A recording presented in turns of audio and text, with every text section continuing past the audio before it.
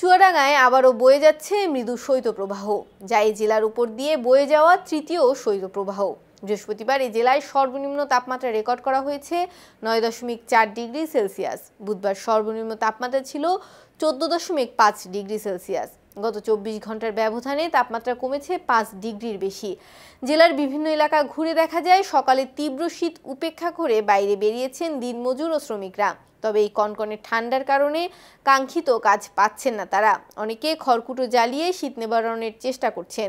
যানবাহনও চললেও ছিল না তেমন যাত্রীর চাপ। তবে রাতে ঘন কুয়াশা থাকলেও সকালে বেলা বাড়ার সাথে সাথে সূর্যের দেখা মিলেছে।